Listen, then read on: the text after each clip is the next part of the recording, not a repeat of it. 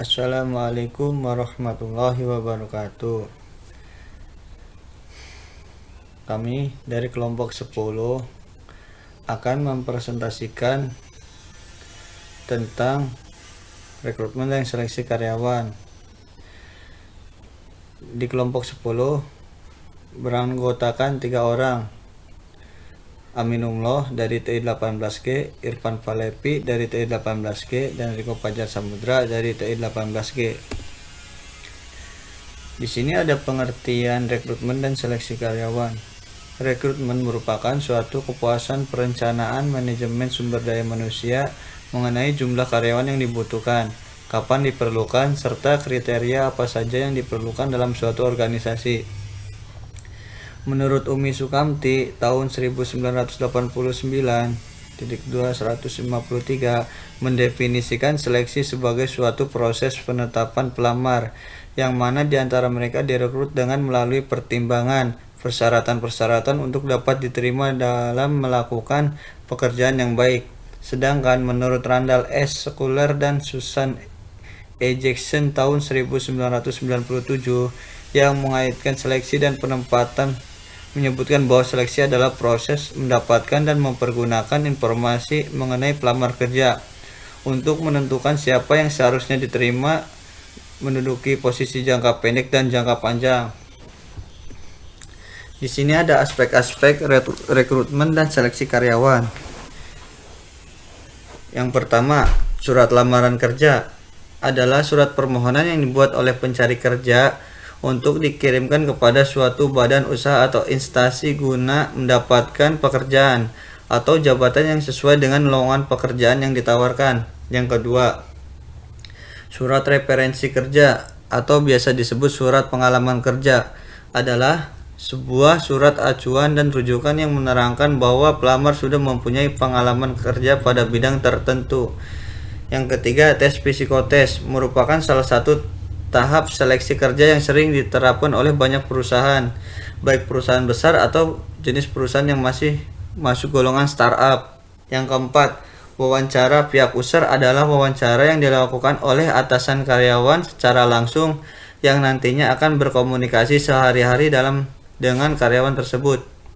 Yang kelima, wawancara HRD adalah proses komunikasi langsung antara kandidat dengan pihak HRD dari perusahaan atau institusi terkait pemahaman lebih lanjut dari pihak HRD terhadap kualifikasi dari kandidat. Yang keenam, tes kesehatan adalah pemeriksaan kesehatan yang dilakukan terhadap karyawan atau calon karyawan di suatu perusahaan atau lingkungan kerja. Yang ketujuh, pengertian perkenalan atau orientasi karyawan adalah suatu program yang dibuat dalam perusahaan untuk memperkenalkan karyawan baru pada tempat bekerjanya, peran karyawan, kehidupan sosial budaya, dan lingkungan tempat kerjanya. Di sini ada faktor-faktor yang mempengaruhi proses rekrutmen dan seleksi karyawan. Pencarian kebutuhan tenaga baru dari luar perusahaan akan dipengaruhi oleh beberapa faktor, yakni yang pertama, kondisi ekonomi secara umum. Jika kondisi ekonomi relatif sulit, maka biasanya akan terjadi oversupply atau calon pekerja jauh lebih besar dibanding jumlah permintaan. Jika hal ini terjadi, maka perusahaan relatif lebih mudah untuk mencari karyawan baru, sebab para pelamar kerja melimpah. Yang kedua, faktor ketersediaan tenaga kerja pada bidang yang dicari.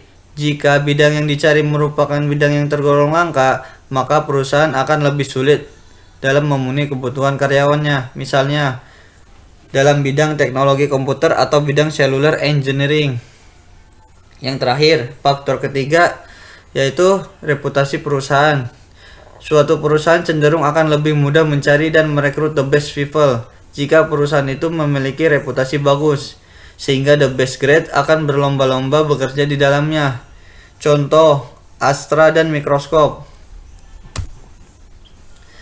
Di sini ada faktor-faktor juga menurut Niti Semito tahun 1996-238. Faktor-faktor yang mempengaruhi seleksi.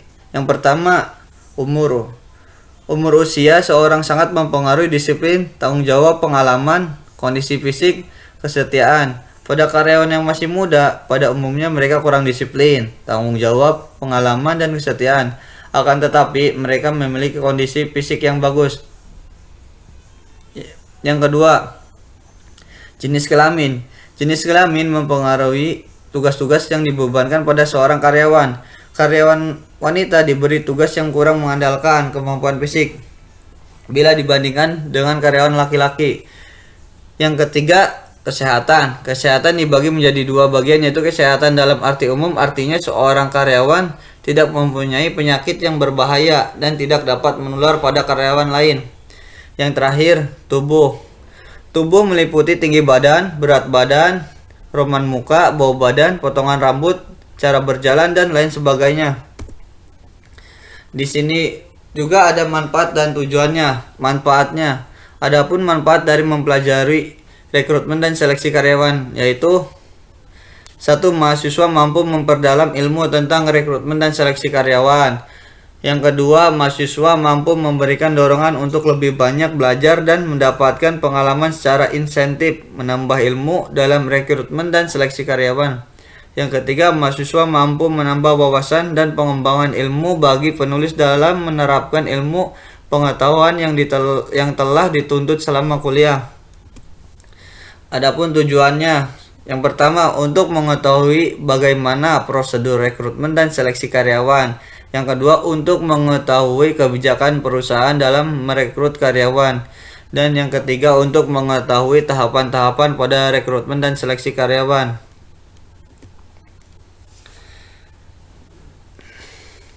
Di sini ada kesimpulan dan saran. Kesimpulan yang pertama, rekrutmen pada dasarnya merupakan suatu usaha untuk mengisi jabatan atau pekerjaan yang kosong di lingkungan suatu organisasi atau perusahaan. Untuk itu terdapat dua sumber tenaga kerja, yakni sumber dari luar eksternal organisasi atau dari dalam internal organisasi. Yang kedua, Eksi merupakan bagian materi dari operasional manajemen sumber daya manusia, yaitu pengadaan. Sedangkan pengadaan itu sendiri terdiri dari perencanaan, perekrutan, seleksi, penempatan, dan produksi. Yang terakhir, proses seleksi merupakan tahap-tahap khusus yang digunakan untuk memutuskan pelamar mana yang akan diterima. Proses tersebut dimulai ketika pelamar kerja dan diakhiri dengan keputusan penerimaan. Di sini ada saran. Yang pertama, dalam melaksanakan seleksi, perusahaan atau organisasi harus ketat dan memastikan sudah sesuai dengan prosedur yang telah ditentukan. Yang kedua, perusahaan harus memilih karyawan yang tepat sesuai dengan yang dibutuhkan, tidak asal milih. Yang terakhir, yang ketiga, perusahaan juga harus memastikan karyawan yang telah diseleksi memahami dengan pasti akan jabatan yang diterima sesuai dengan kemampuannya. Terima kasih. Sekian dari kelompok 10. Bila ada ucapan atau kata yang salah dan kurang enak, mohon dimaafkan. Billahi taufiq wal hidayah. Wassalamualaikum warahmatullahi wabarakatuh.